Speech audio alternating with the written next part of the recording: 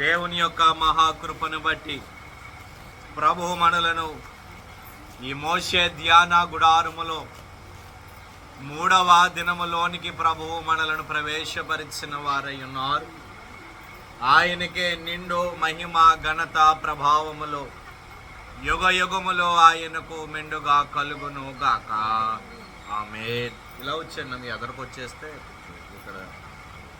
అలాగే ఈ రాత్రి కాల సమయమందు ఆయన సన్నిధిలో ఈ మోషే ధ్యాన గుడారములో ఏకీభవించిన ఆయన బిడలారా, ప్రభు మిమ్ములను మీ కుటుంబములను మీ పనిపాటులను మీరు చేయుచున్న సకల కార్యములను ప్రభువు బహుగా దీవించి ఆశీర్వదించునుగాక. ఆమేన్. కొద్ది నిమిషాలు దేవుని యొక్క వాక్యమును ధ్యానము చేద్దామండి. పరిశుద్ధ గ్రంథాలు కలిగిన వారు దయచేసి మీ యొక్క గ్రంథములను చూడండి. నిర్గమాకాండమండి 3వ అధ్యాయము. నిర్గమాకాండమండి 3వ అధ్యాయము 7వ వచనమును చదువుకుందాం. మరియు యెహోవా ఇట్లనెను, నేను ఐగుప్తులోనున్న నా ప్రజల బాధను నిశ్చయముగా చూచితిని. పనులలో తమ్మును కష్టపెట్టు వారిని బట్టి వారు పెట్టిన మొరను వింటిని. వారి దుఃఖములో నాకు తెలిసేయున్నవి. చాలండి. ప్రభు తన ఘనమైన లేఖన భాగమును ఆయన మహిమార్థమై మన వినికిడిలో ఫలింపచేయును గాక. ఆమేన్. ప్రభువునందు ప్రియమైన దేవుని విశ్వాసులారా, గతించిన అధ్యాయములో మనము ధ్యానము చేస్తాము. మోషే యొక్క జననమును గురించియో, మోషే ఐగుప్తు దేశమును విడిచిపెట్టి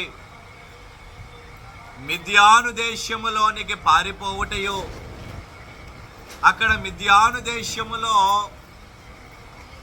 ఇత్రో యొక్క మందను మేపటానికి అతడు ఉండుటయో, సిప్పోరాను అతడు వివాహము చేసుకున్నటయో, ఈ అంశములో గతించిన దినముల మనము ఆ అధ్యాయములో మనము ధ్యానము చేసిన వారముగా ఉన్నాము. ఏదైనా అధ్యాయములో ప్రభువు మనకు అందించినటువంటి మాటలు ఏమిటి అంటే, మోషే తన మందను మేపుకుంటూ అతను ఎక్కడికి వెళ్ళాడు అంటే, దేవుని పర్వతమై ఉన్నటువంటి హోరేబు పర్వతము దగ్గరకు మోషే వెళ్ళిన వాడై ఉన్నాడు. ఆ పర్వతము దగ్గరకు వెళ్ళేసరికి ఒక వింతైనటువంటి సంఘటనను మోషే చూచాడు. ఒక పొద మండుచూ ఉన్నది, కానీ ఆ పొద కాలిపోవటలేదు. ఏమిటి ఆ వింత? పొద మండుచూ ఉన్నది అగ్నితో, కానీ పొద కాలిపోవటలేదు. ఏమిటి ఆ వింత అని చూద్దామని ఆ పొద దగ్గరకు మోషే వెళ్ళాడు. అప్పుడు మోషేని ప్రభువు పిలిచి అంటున్నారు, మోషే మోషే, నీవు దగ్గరకు రావద్దు.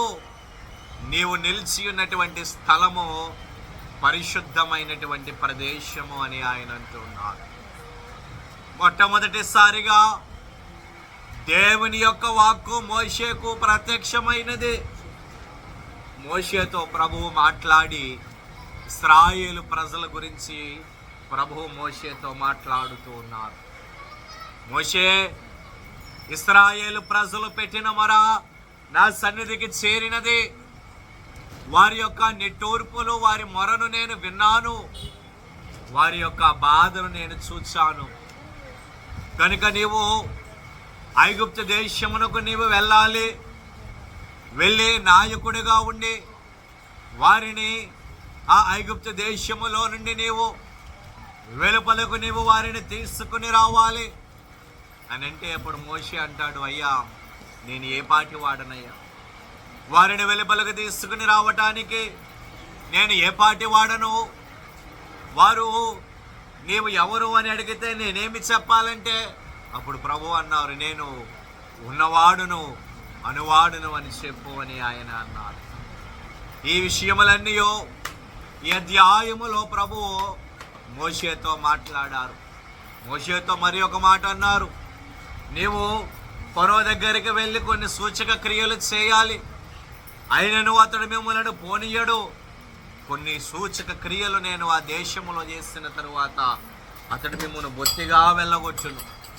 అప్పుడు మీరు ఒట్టి చేతులతో మీరు రారు. మీరు ఐగుప్తీయులను దోచుకొని మీ కుమారులు మీ కుమార్తెలు మంచి ధనముతో మీరు ఆ దేశములో నుండి వెలుపలకు వస్తారు అని ఈ అధ్యాయం యొక్క సారాంశముగా ప్రభువు మోషేతో మాట్లాడారు. అయితే మనము చదువుకున్న వచనములో ప్రభువు మోషేతో అంటున్నారు, నేను ఐగుప్తులోనున్న నా ప్రజల బాధను నిశ్చయముగా చూచితిని అని ఆయన అంటున్నటువంటి వారై ఉన్నారు. మోషే నేను నా ప్రజల బాధను నేను చూచాను. ఐగుప్తు దేశములో వారు పడుతూ ఉన్నటువంటి బాధను నేను చూచాను. ఏ బాధనైతే వారు ఐగుప్తు దేశములో వారు అనుభవించుచూ ఉన్నారో ఆ బాధను నేను చూచాను కనుక నీవు నాయకుడివై ఉండి వారిని వెలుపలకి నీవు తీసుకుని రావాలని, నీవు నాయకుడిగా ఉండి వారిని బయటకు నీవు తీసుకుని రావాలి అని ప్రభువు మోషేతో మాట్లాడుతూ ఉన్నటువంటి వారై ఉన్నారు. అయితే ఈ రాత్రికాల సమయమందు ప్రభువు మనతో మాట్లాడదగిన మాటలు ఏమిటి అంటే, ఆనాడు దేవుడు ఇశ్రాయేలు ప్రజలు ఐగుప్తు దేశములో వారు పడుతూ ఉన్నటువంటి బాధలను ఆయన చూశారు. అలాగే ఈనాడు మనలో కూడా కొన్నింటిని ఆయన చూచుచూ ఉన్నటువంటి వారై ఉన్నారు. ఆయన బిడ్డలుగా ఉన్నటువంటి మన విషయములో కొన్నింటిని ఆయన పరిశీలన చేయిచూ ఉన్నారు. ఆయన బిడ్డలుగా ఉన్నటువంటి మన విషయములో కొన్నింటిని ఆయన చూచుచూ ఉన్నారు. అయితే వేటిని ఆయన చూచుచూ ఉన్నారు? కొన్ని విషయాలు ఈ రాత్రికాల సమయమందు మనము ధ్యానము చేద్దాము. దేవుని వాక్యమును చదువుకుందామండి. ఆదికాండము ప్రియులారా 7వ అధ్యాయమండి. ఆదికాండము 7వ అధ్యాయము 1వ వచనమును చదువుకుందామండి. యెహోవా, ఈ తరము వారిలో నీవే నా ఎదుట నీతిమంతుడవై ఉండుట సూచితిని గనుక నీవును నీ ఇంటి వారును ఓడలో ప్రవేశించుడి. చాలండి. చదువుబడిన లేఖన భాగములో యేసుక్రీస్తు ప్రభువుల వారు నోవాహుతో ఆయన మాట్లాడుతూ ఉన్నారు. యేసుక్రీస్తు ప్రభువుల వారు ఆయన ఈ భూమిని సృజించిన తరువాత భూమి మీద పాపము అధికముగా ఉన్నప్పుడు, భూమి మీద పాపము అధికమైనప్పుడు దేవుడు భూమిని నాశనము చేయాలనుకున్నారు.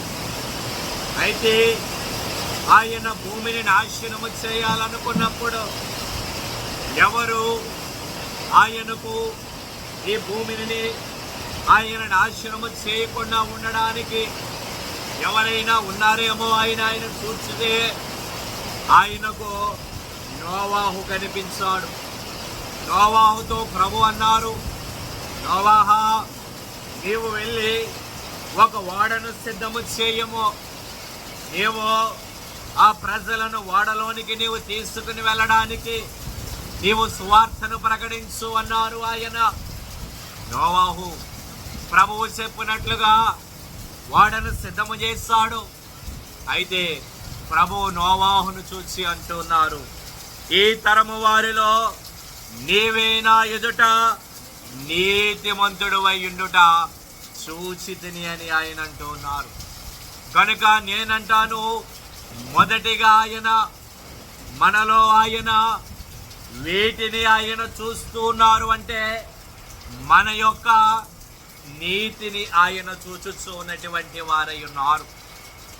మనము ఎంత నీతిగా మనము ఉన్నామో, ఎంత యథార్థముగా మనము ఉన్నామో, దేవుని సన్నిధిలో ఎంత యథార్థత కలిగి మనము ఉన్నామో, ఎంత నీతిగా మనము నివసించుచూ ఉన్నామో ఆయన పరిశీలన చేయుచూ ఉన్నటువంటి వారై ఉన్నారు. నిజమే ప్రియమైనటువంటి దేవుని బిడలారా, ఆనాటి కాలములో జలప్రళయము రాకుండా దేవుడు ఆ జలప్రళయములో భూమిని ఆయన నాశనము చేస్తున్నప్పుడు నోవాహు అతని కుటుంబము రక్షించబడడానికి గల కారణము ఏమిటి అంటే నోవాహు యొక్క నీతియే నోవాహును కాపాడినది. కనుక ఆయన మనలో వేటిని ఆయన చూచుచూ ఉన్నారు అంటే మన యొక్క నీతిని ఆయన చూచుచూ ఉన్నటువంటి వారై ఉన్నారు. రెండవదిగా చూసినట్లయితే రాజులు 2వ గ్రంథం అండి, 20వ అధ్యాయము. రాజులు 2వ గ్రంథము 20వ అధ్యాయము 5వ వచనాన్ని చదువుకుందామండి. నీవు తిరిగి నా ప్రజలకు అధిపతి అయిన హిజ్కియా యొద్దకు పోయి అతనితో ఇట్లనము, నీ పితరుడైన దావీదునకు దేవుడగు యెహోవా నీకు సెలవిచ్చినదేమనగా, నీవు కన్నీళ్లు విడుచుట సూచితిని, నీ ప్రార్థన నేను అంగీకరించి ఉన్నాను. చాలండి. చదువుబడిన లేఖన భాగములో దేవుని ప్రజలను హిజ్కియా అనబడే రాజు పరిపాలన చేయిస్తున్నాడు. ఆ దినములలో యెషయా అనబడే ప్రవక్త, అతడు అక్కడ ప్రవచనాలు చెప్పేవాడు. అయితే హిజ్కియాకు ఒక దినమందు మరణకరమైనటువంటి రోగము ఒకటి కలిగినది.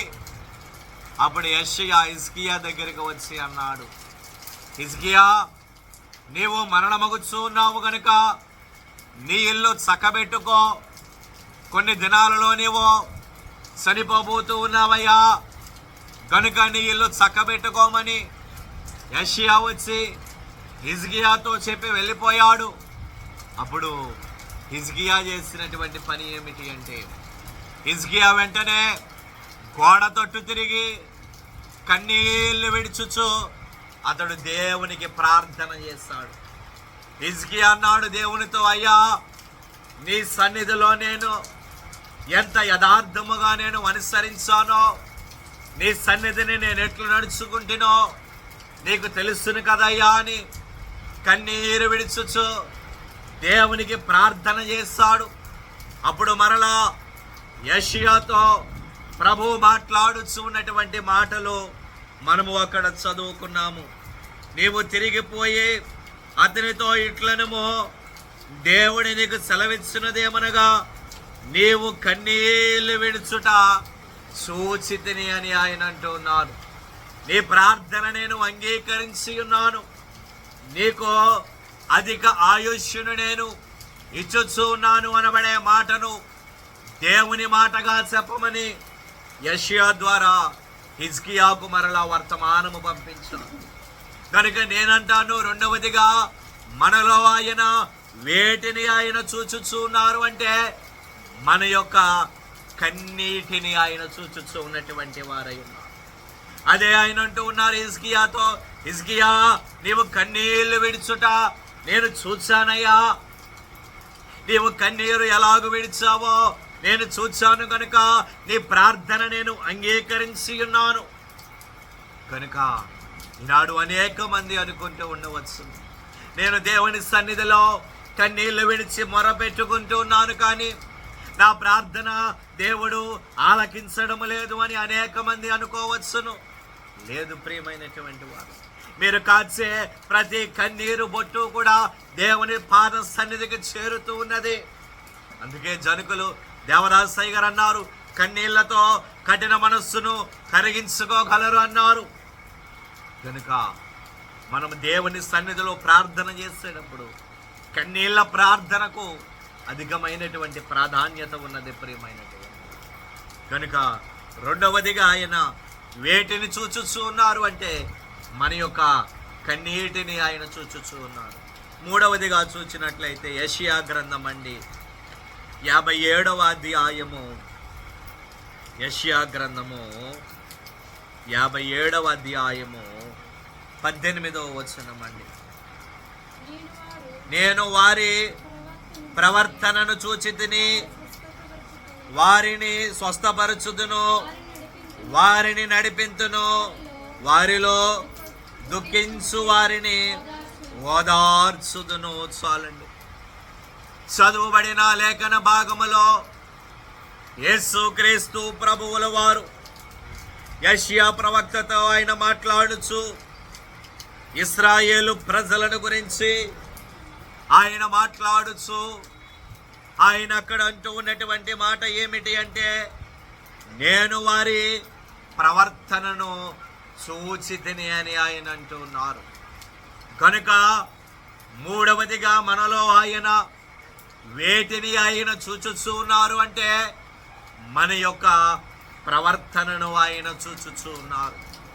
మనము ఏ విధముగా ప్రవర్తించుచూ ఉన్నామో, ఎలాగున మనము నడుచుకుంటూ ఉన్నామో, ఏ విధముగా మనము దేవుని సన్నిధిలో ఉంటూ ఉన్నామో, మన యొక్క ప్రవర్తన అంతయును కూడా ఆయన పరిశీలన చేయుచూ ఉన్నారు. అందుకే ఆయన అక్కడ అంటూ ఉన్నారు, వారి ప్రవర్తనను చూసి నేను వారిని స్వస్థపరిచి వారిని నడిపించుదును అని ఆయన అంటున్నారు. ఆయన సర్వాంతర్యామి అండి. ఆయన చూడని ప్రదేశం అంటూ ఏదయునూ లేదు. కొన్ని పర్యాయములు అనుకోవచ్చు, నన్ను ఎవరు చూచటలేదు కదా అని మనము పాపము చేయవచ్చును. కానీ ఎవరు మనలను చూచినను చూడకపోయినను ప్రభువు మనలను చూచుచూ ఉన్నారు.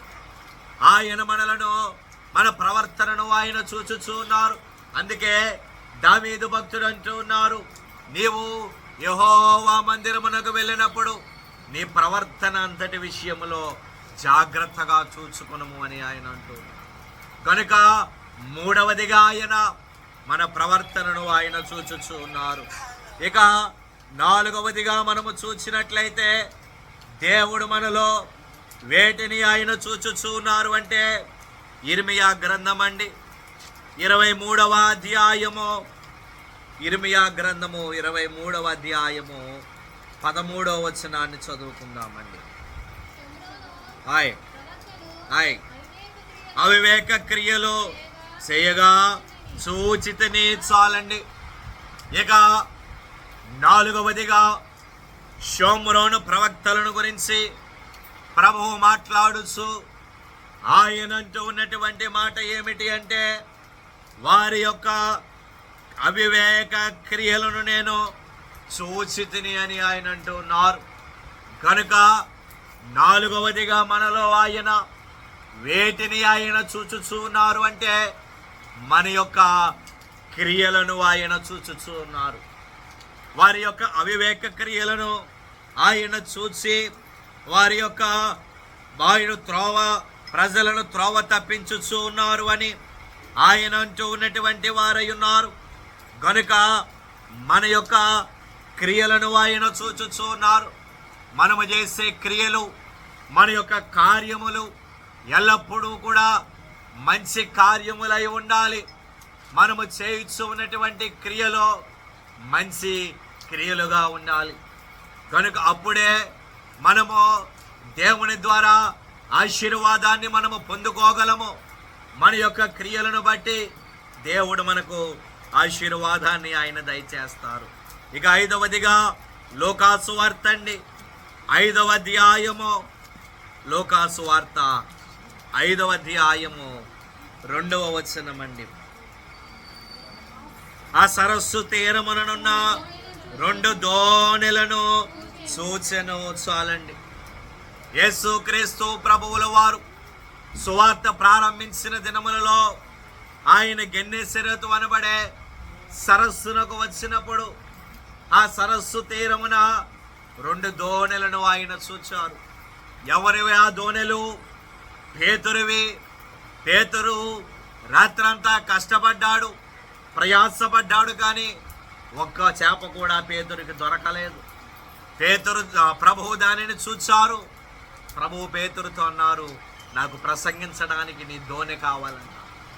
ఆయన దోణెను లోపలికి నడిపించారు. బలమైన ప్రసంగము ఆయన చేసిన తరువాత పేతురుతో అన్నారు, పేతురు దోణిని లోపలికి నడిపించు అన్నారు. లోపలికి వెళ్ళిన తర్వాత కుడివైపునకు వలమేయమన్నారు ప్రభువు పేతురుతో. దానికి పేతురు అంటాడు, అయ్యా రాత్రంతా కష్టపడ్డాను, ప్రయాసపడ్డాను, కానీ ఒక్క చేప కూడా నాకు దక్కలేదయ్యా అని పేతురు ప్రభువుతో అంటే, అయినను నీ మాటను బట్టి వల వేస్తున్నాను అని పేతురు వల వేశాడు. అప్పుడు దేవుడు చేసినటువంటి కార్యము, రాత్రంతా కష్టపడినా, రాత్రంతా ప్రయాసపడినా ఒక్క చేప కూడా దొరకనటువంటి పేతురుకు దేవుడు 2 దోణెల నుండి ఆశీర్వాదమును పేతురికి ఇచ్చిన వాడై ఉన్నాడు. దేవునికి స్తోత్రం. అయితే అక్కడ ఆయన దేనిని ఆయన చూచారు అంటే పేతురు యొక్క జీవనోపాధిని ఆయన చూచారు. పేతురు ఆ 2 దోణెల నుండి వచ్చిన చేపలను ఆయన తీసుకుని వచ్చి వాటిని అమ్మి తన కుటుంబమునికి ఇచ్చి తరువాత పేతురు దేవుడిని వెంబడించాడు. కనుక 5వదిగా ఆయన మనలో వేటిని ఆయన చూచుచూ ఉన్నారు అంటే మన యొక్క జీవనోపాధిని ఆయన చూచుచూ, మన యొక్క దేనస్థితిని ఆయన చూచుచూ ఉన్నారు. దేనస్థితిలో ఉన్నటువంటి మనలను ఆయన ఉన్నతమైనటువంటి స్థితిలోనికి ప్రభువు తీసుకుని రాబోతూ ఉన్నారు. ప్రభువు కృప ఆయన రాకడ వచ్చు పర్యంతము సదా మీ ఎల్లరికూ తోడయుండును గాక. ఆమేన్. మోకరిందామండి, ఆయన ధ్యానములోనికి వెళదాము ప్రియులారా. అందరము కూడా మోకరిందాం. ఆనాడు దేవుడు మోషేను పిలువగా ఆలకించెను స్వరము.